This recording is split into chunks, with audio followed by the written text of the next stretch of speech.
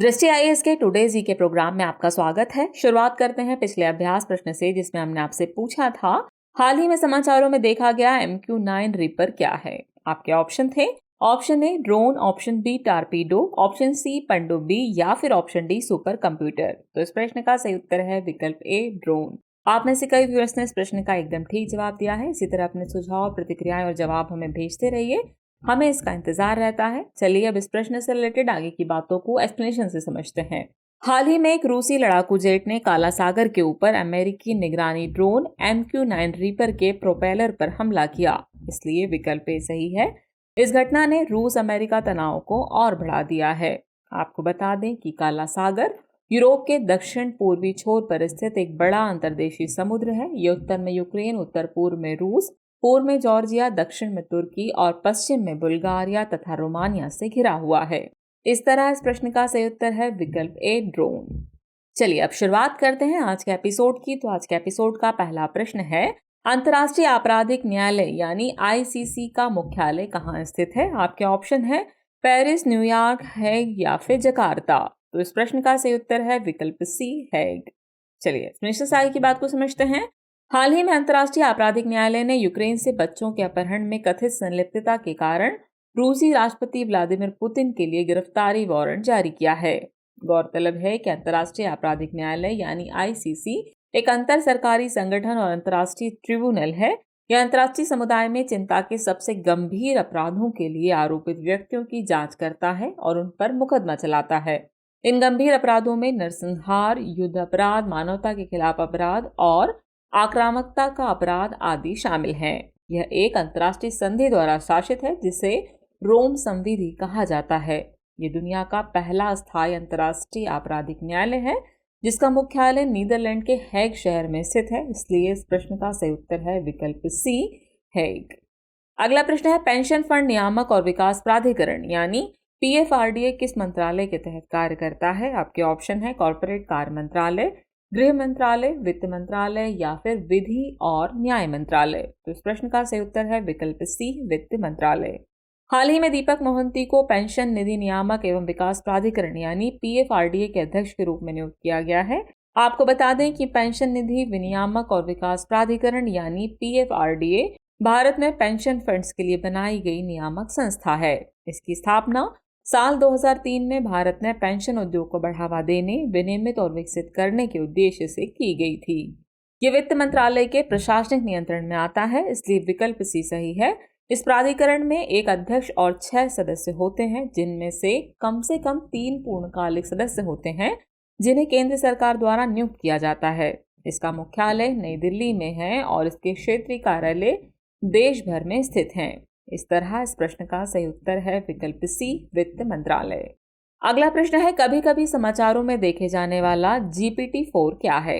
आपके ऑप्शन है आनुवांशिक रूप से संशोधित फसलें, large multi modal model, missile प्रणाली या फिर औषधि पौधा। तो इस प्रश्न का सही उत्तर है विकल्प B large multi modal model.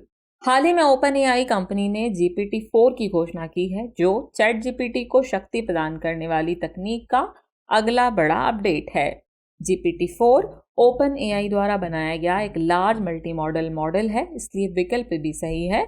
इसे ChatGPT से विस्तृत, तेज और अधिक सटीक माना जा रहा है।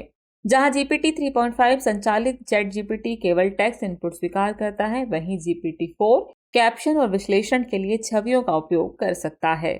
इस तरह इस प्रश्न का सही उत्तर है विकल्प B large multi modal model.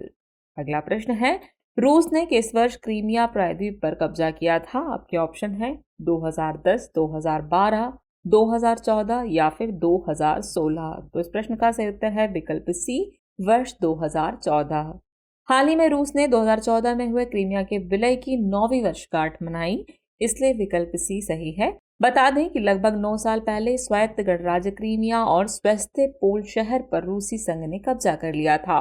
Crimea प्रायद्वीप के विलय पर रूस को G8 समूह से बाहर कर दिया गया था। क्रीमिया प्रायद्वीप काला सागर और अजेव सागर के बीच स्थित है। इस तरह इस प्रश्न का सही उत्तर है विकल्प सी वर्ष 2014। नेक्स्ट क्वेश्चन है, न्यायिक समीक्षा के संबंध में निम्नलिखित कथनों पर विचार कीजिए। कथन 1 है, संविधान में कहीं भी न्यायिक समीक्षा शब्द का प्रयोग नहीं किया गया है। कथन 2 है, विधायी अधिनियम या कार्यकारी आदेश की संवैधानिक वैधता को केवल सर्वोच्च न्यायालय में ही चुनौती दी जा सकती है। उपयुक्त में से कौन सा से कथन सही है या फिर है? आपके ऑप्शन है केवल एक, केवल दो, एक और दो, दोनों, या फिर न तो एक और न ही दो। तो इस प्रश्न का सही उत्तर है विकल्प ए, केवल एक कथन ही सही है। चलिए एक्सप्लेनेशन से आगे की बात को समझते हैं। न्यायिक समीक्षा केंद्र और राज्य सरकारों के विधायी अधिनियमों और कार्यकारी आदेशों की संवैधानिकता की जांच करने के लिए न्यायपालिका की शक्ति है। यद्यपि संविधान में कहीं भी न्यायिक समीक्षा वाक्यांश का उपयोग नहीं किया गया है, इसलिए विकल्प ए सही है। हालांकि कई अनुच्छेदों के प्रावधान स्पष्ट रूप से सर्वोच्च न्यायालय और उच्च न्यायालयों को न्यायिक समीक्षा की शक्ति प्रदान करते हैं। अनुच्छेद 13 घोषित करता है कि सभी कानून जो मौलिक अधिकारों के साथ असंगत या अल्पीकरण में हैं, शून्य होंगे। वहीं अनुच्छेद 32 मौलिक अधिकारों के प्रवर्तन के लिए सर्वोच्च न्यायालय में जाने के अधिकार की गारंटी देता है और सर्वोच्च न्यायालय को उस उद्देश्य के लिए निर्देश या आदेश जारी करने का अधिकार देता है। एक विधायी अधिनियम या एक कार्यकारी आदेश की संवैधानिक वैधता को सर्वोच्च न्यायालय या उच्च न्यायालयों में निम्नलिखित 3 आधारों पर चुनौती दी जा सकती है। पहला आधार है भाग 3 के तहत ये मौलिक अधिकारों का उल्लंघन करता है। दूसरा, यह उस प्राधिकार के अधिकार क्षेत्र से बाहर है जिसने इसे बनाया है। और तीसरा आधार है ये संवैधानिक प्रावधानों के खिलाफ है, इसलिए कथन 2 सही नहीं है। इस प्रकार इस प्रश्न का सही उत्तर हुआ विकल्प ए, यानी केवल एक कथन ही सही है। चलिए अगला प्रश्न देखते हैं। हाल ही में खबरों में रहा मुदुमलाई टाइगर रिजर्व किस राज्य में स्थित है? आपके ऑप्शन है तमिलनाडु, आंध्र प्रदेश, पश्चिम बंगाल या फिर मध्य प्रदेश। तो इस प्रश्न का सही उत्तर है विकल्प ए, तमिलनाडु। हाल ही में एलिफेंट विस्पर्स फिल्म ने 95वें अकादमी पुरस्कारों में सर्वश्रेष्ठ वृत्त चित्र लघु श्रेणी का ऑस्कर पुरस्कार जीता है। इस फिल्म को मुदुमलाई टाइगर रिजर्व के द थेपाकडू हाथी शिविर में फिल्माया गया था, जो एशिया का सबसे पुराना हाथी शिविर है। बता दें कि मुदुमलाई टाइगर रिजर्व तमिलनाडु के नीलगिरी जिले में स्थित है, इसलिए विकल्प सही है। ये 3 राज्यों अर्थात कर्नाटक, केरल और तमिलनाडु के ट्राई जंक्शन पर स्थित है। यह भारत के पहले biosphere reserve Nilgiri biosphere reserve का हिस्सा है। इसमें विभिन्न प्रकार के जीव जंतु पाए जाते हैं, जिनमें बाघ, हाथी, भारतीय गौर, पैंथर, सांभर, चित्तीदार हिरण और बार्किंग हिरण शामिल हैं। इस तरह इस प्रश्न का सही उत्तर है विकल्प ए, तमिलनाडु। अगला प्रश्न है पारिस्थितिकी संवेदनशील क्षेत्र यानी इको सेंसिटिव जोन या ESZ किस वैधानिक प्रावधान के तहत अनिवार्य है? आपके ऑप्शन है पशु क्रूरता निवारण अधिनियम 1960, पर्यावरण संरक्षण अधिनियम 1986, जैव विविधता अधिनियम 2002 या फिर क्षतिपूर्वक वनीकरण कोष प्रबंधन और योजना प्राधिकरण यानी कैंपा अधिनियम। तो इस प्रश्न का सही उत्तर है विकल्प बी, पर्यावरण संरक्षण अधिनियम 1986। चलिए एक्सप्लेनेशन से आगे की बात को समझते हैं। हाल ही में भारत के सर्वोच्च न्यायालय ने पर्यावरण संवेदनशील क्षेत्रों में विकास गतिविधियों पर लगाए गए प्रतिबंधों में ढील देने का संकेत दिया है। केंद्रीय पर्यावरण, वन और जलवायु परिवर्तन मंत्रालय द्वारा जारी राष्ट्रीय वन्यजीव कार्य योजना 2002-2016 के अनुसार राष्ट्रीय उद्यानों और वन्यजीव अभयारण्यों की सीमाओं के 10 किलोमीटर के भीतर भूमि को इको फ्रेजाइल जोन या पारिस्थितिकी संवेदनशील क्षेत्र यानी ESZ के रूप में अधिसूचित किया जाता है। ESZ को केंद्र सरकार द्वारा पर्यावरण संरक्षण अधिनियम 1986 के तहत अधिसूचित किया जाता है, इसलिए विकल्प भी सही है। केंद्र सरकार द्वारा 10 किलोमीटर से अधिक के क्षेत्रों को भी ESZ के रूप में अधिसूचित किया जा सकता है यदि वहां पारिस्थितिकीय रूप से महत्वपूर्ण संवेदनशील गलियारे मौजूद हैं।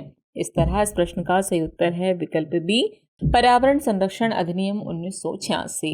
अगला प्रश्न है खाड़ी सहयोग परिषद यानी GCC के संदर्भ में निम्नलिखित कथनों पर विचार कीजिए।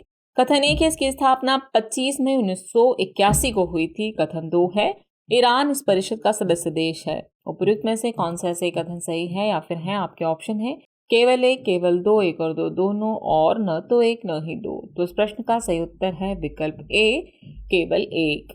चलिए एक्सप्लेनेशन देखते हैं। भारत G20 शिखर सम्मेलन से पहले खाड़ी सहयोग परिषद यानी GCC देशों के साथ अपने राजनयिक प्रयासों को तेज कर रहा है। हाल ही में भारत ने अंतर्राष्ट्रीय संस्थानों में ग्लोबल साउथ की आवाज को स्पष्ट करने और विकासशील देशों के संतुलित प्रतिनिधित्व को बढ़ावा देने के लिए 125 देशों में एक आभासी शिखर सम्मेलन की मेजबानी की। ये प्रयास जीसीसी देशों के साथ संबंधों को मजबूत करने और क्षेत्र में अधिक सहयोग एवं कनेक्टिविटी को बढ़ावा देने के लिए भारत की प्रतिबद्धता को दर्शाते हैं। आपको बता दें कि जीसीसी 6 मध्य पूर्वी देशों यानी सऊदी अरब, कुवैत, संयुक्त अरब अमीरात, कतर, बहरीन और ओमान का एक राजनीतिक और आर्थिक गठबंधन है, इसलिए कथन 2 सही नहीं है। इसकी स्थापना 25 मई 1981 को सऊदी अरब में एक समझौते द्वारा की गई थी, इसलिए कथन 1 सही है। इस प्रकार विकल्प ए सही हुआ। आपको बता दें कि जीसीसी का मुख्यालय सऊदी अरब के रियाद में स्थित है। इस तरह इस प्रश्न का सही उत्तर हुआ विकल्प ए यानी केवल एक कथन सही है। चलिए अगला प्रश्न देखते हैं। इंडिया पोर्ट्स एसोसिएशन यानी आईपीए का गठन किस अधिनियम के तहत किया गया था? आपके ऑप्शन है प्रमुख बंदरगाह प्राधिकरण अधिनियम, भारतीय बंदरगाह अधिनियम, सोसाइटी पंजीकरण अधिनियम या फिर मेजर पोर्ट ट्रस्ट अधिनियम। तो इस प्रश्न का सही उत्तर है विकल्प सी, सोसाइटी पंजीकरण अधिनियम। हाल ही में भारत के प्रधानमंत्री ने कहा कि भारत का बंदरगाह क्षेत्र तेजी से बढ़ रहा है और यह देश की आर्थिक प्रगति में योगदान दे रहा है। आपको बता दें कि भारत में प्रमुख बंदरगाहों की वृद्धि और विकास को बढ़ावा देने के लिए इंडियन पोर्ट्स एसोसिएशन यानी आईपीए की स्थापना की गई है। इसका गठन 1966 में सोसाइटी पंजीकरण अधिनियम के तहत किया गया था, इसलिए विकल्प सी सही है।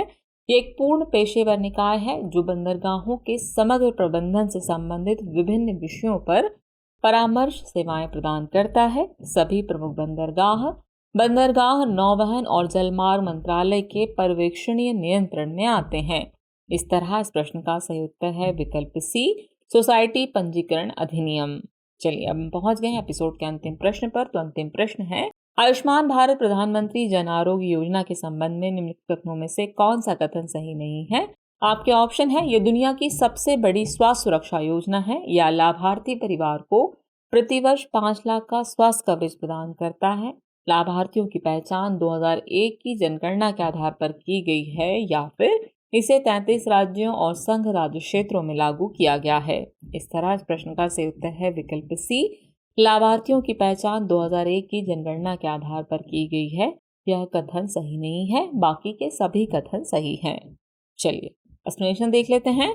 हाल ही में महिला एवं बाल विकास मंत्री ने कहा कि आयुष्मान भारत योजना के तहत करोड़ों भारतीयों को बड़े पैमाने पर चिकित्सा लाभ मिला है।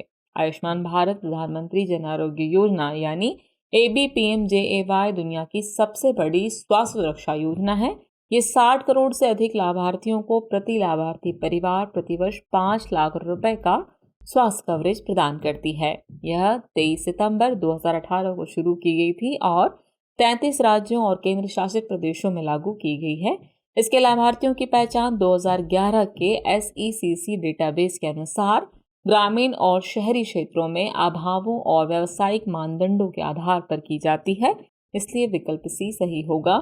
इस योजना को आपदाजनक स्वास्थ्य व्यय के खिलाफ वित्तीय जोखिम सुरक्षा प्रदान करने के लिए डिजाइन किया गया है। इस तरह इस प्रश्न का सही उत्तर है विकल्प सी, लाभार्थियों की पहचान 2001 की जनगणना के आधार पर की गई है। यह कथन गलत है, बाकी के सभी कथन सही हैं। चलिए अब वक्त हो चला है आज के एपिसोड से रिलेटेड अभ्यास प्रश्न को नोट करने का। तो अभ्यास प्रश्न है, मिशन वात्सल्य योजना किस मंत्रालय से संबंधित है? आपके ऑप्शन है, ऑप्शन ए वाणिज्य और उद्योग मंत्रालय, ऑप्शन बी महिला एवं बाल विकास मंत्रालय, ऑप्शन सी सूक्ष्म लघु और मध्यम उद्यम मंत्रालय, या फिर ऑप्शन डी वित्त मंत्रालय। तो व्यूअर्स इस प्रश्न का जवाब कमेंट बॉक्स में देना न भूलें। जल्द ही मिलते हैं नए एपिसोड में नए नए सवालों और उनके नए नए जवाबों और जानकारियों के साथ। तब तक के लिए शुक्रिया।